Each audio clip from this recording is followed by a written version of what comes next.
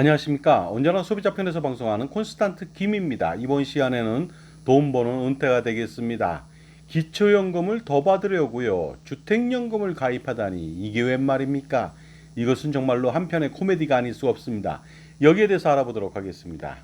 신용카드를 쓰게 된다면요. 연말정산 시 소득공제를 해줍니다. 그렇다고 해서요. 쓸데없이 신용카드를 많이 써서 소득공제를 더 받으려고 하지는 않을 겁니다. 왜냐하면 그것은 어리석은 일이기 때문이죠. 그리고 손해가 나기 때문에 절대로 그렇게 하면 안 되겠습니다. 또한 신용카드로 현금 서비스를 받아서 저축을 하려는 사람들도 아마 없을 겁니다. 근데 일부 그렇게 시도하는 사람들도 있습니다. 정말로 황당하기 그지없죠. 현금 서비스 이용 이자율이요 보통 19%입니다. 이 돈을 대출받아서 연 3.5%에 투자한다는 것이 말이나 되겠습니까? 그러나 실제 일어나기도 하는 일이죠. 한편 2024년도 기초연금액은요 단독 가구인 경우 33만 4,810원입니다.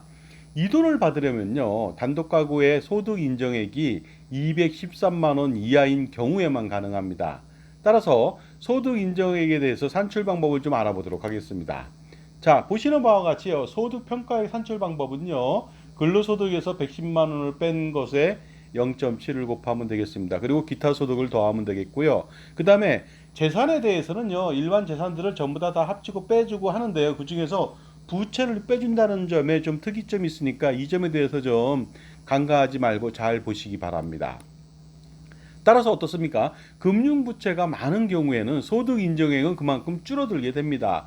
그래서 그런지 주택연금을 가입하게 된다면 금융부채가 늘어나거든요.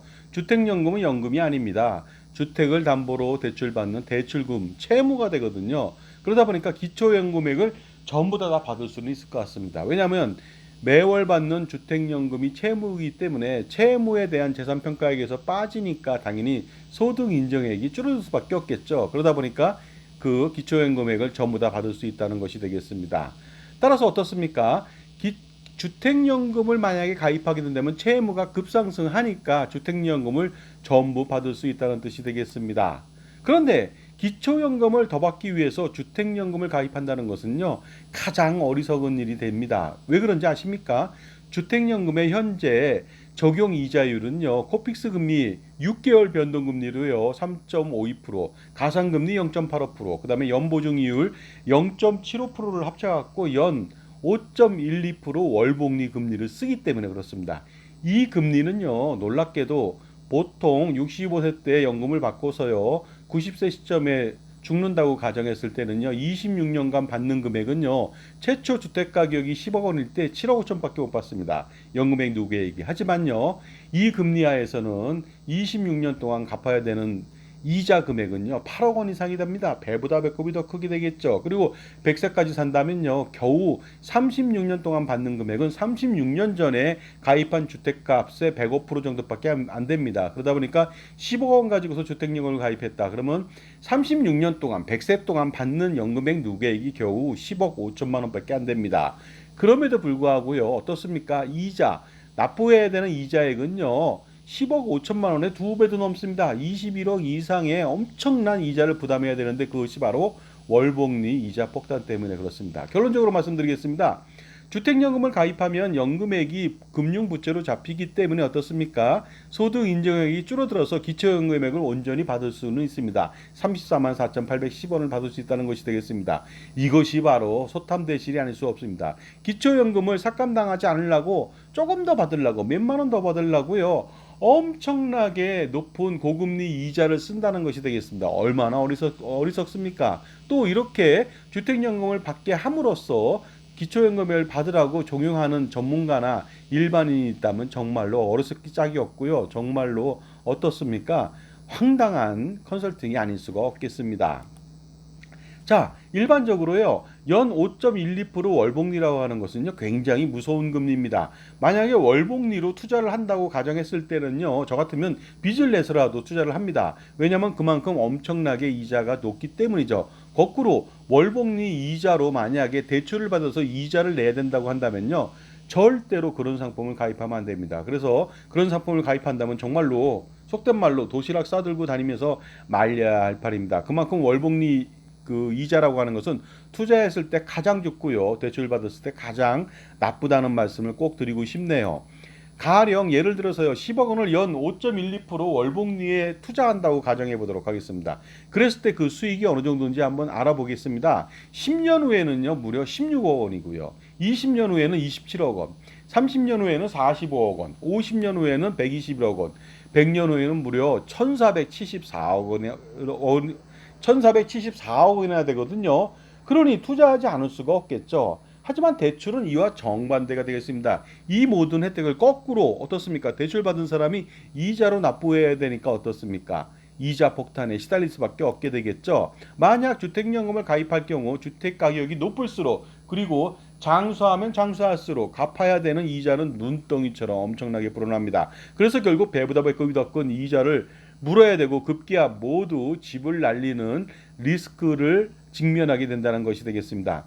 기초연금액을 조금 더 받겠다는 욕심 때문에 벌어진 창극이 아닐 수가 없습니다. 즉 기초연금으로 매달 몇만 원을 더 받으려고 주택연금이라고 하는 채무를 일으켜서 소득인정액을 줄인다는 그런 생각 같은 경우는요. 마치 다이너마이트를 엄청나게 짊어지고요. 불 속으로 뛰어드는 것과 같은 형국이 아닐 수가 없습니다.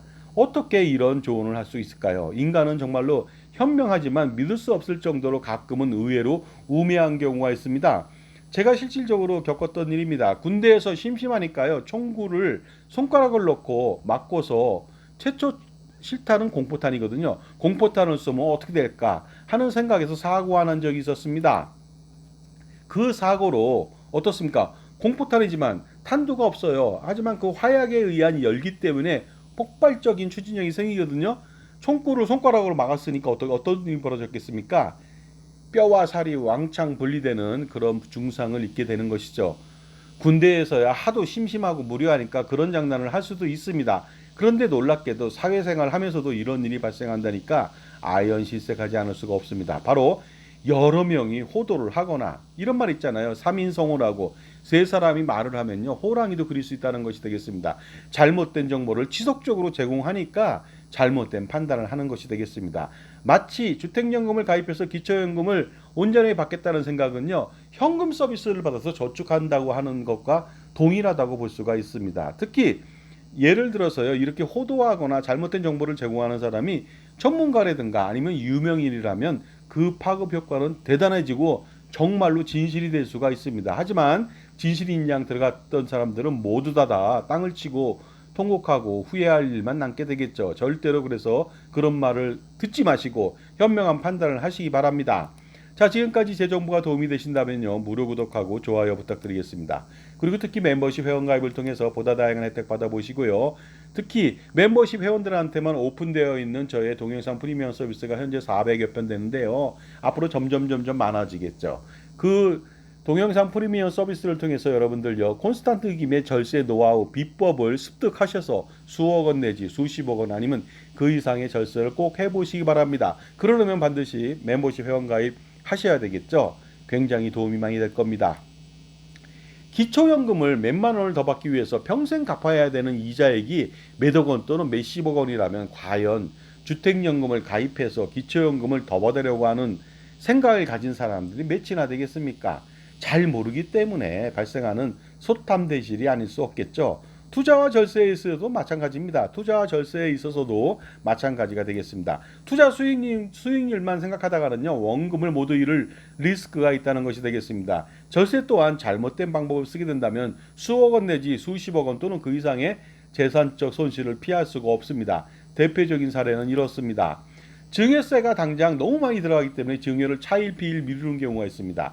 이렇게 하다가는 나중에요. 해당 자산의 폭등, 가격의 폭등으로 증여세 폭탄 내지는 상속세 폭탄을 피할 수 없게 됩니다. 특히 이런 물건이 주택일 경우에는요. 매년 종부세 지옥에서 벗어날 수가 없습니다. 30년, 40년 동안 주택을 보유하고 있는 한 종부세 폭탄을 피할 수가 없고요. 평생 양도세 폭탄도 피할 수가 없습니다. 그러니 지금 비록 증여세가 조금 더 나올지라도 증여를 반드시 할 필요가 있겠습니다. 그리고 증여세를 줄이고자 부담부 증여를 하는 경우도 있겠죠. 잘못된 사례라고 말씀드릴 수 있습니다. 이럴 경우 증여세를 줄일 수 있지만 상속세는 더 이상 줄일 수 없게 됩니다. 특히 수증인들한테 증여세와 취득세 등 납세 대책을 만들어줄 수 없기 때문에 추가 증여를 해야 될지도 모르겠습니다. 그렇기 때문에 부담부 증여보다는 단순 증여가 필요하겠죠. 그리고 이러한 증여는요, 부담부 증여는 자녀에게 채무 부담을 평생 지게 만든다는 것이 가장 큰 문제가 아닐 수 없겠습니다. 또한 부동산 투자법인을 만들기 위해서 현물 출자하는 경우도 아주 치명적인 재산적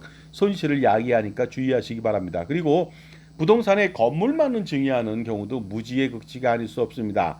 왜냐하면요, 건물만을 증여한다면요, 임대소득세 때문에 그런 것 같은데, 임대소득 때문에 그런 것 같은데요, 절대 그렇지 않습니다.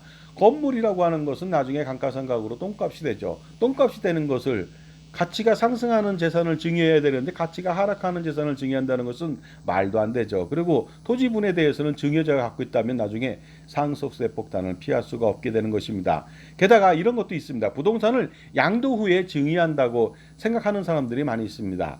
그런데요, 양도한 다음에 증여하는 것보다는요, 증여한 다음에 양도하는 것이 훨씬 더 유리합니다. 이런 부분에 대해서는 제 동영상을 좀 참조해 보시기 바랍니다. 결론적으로 말씀드려갖고 지금은요, 가짜 전문가하고 잘못된 정보가 판치는 사회가 아닌가 이런 생각이 듭니다. 따라서 옥과 돌멩이를 잘 구분해서 선택할 필요가 있겠죠. 그래야만 평생 일궈놓은 재산을 지킬 수가 있습니다.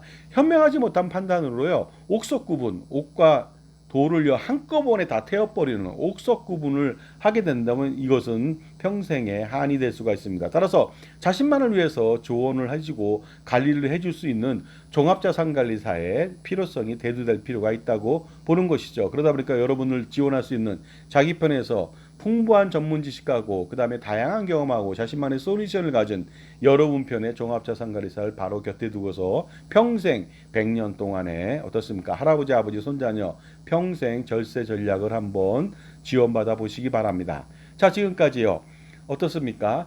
그 기초연금 겨우 얼마 받으려고 그 주택연금이라고 하는 불구덩이 속으로 뛰어드는 일은 절대 하면 안 되겠습니다. 그리고 그것을 조장하는 사람들의 말은 절대로 믿지 마시고요. 반드시 무시하고 같이 어울리지 않기를 바랍니다. 감사합니다.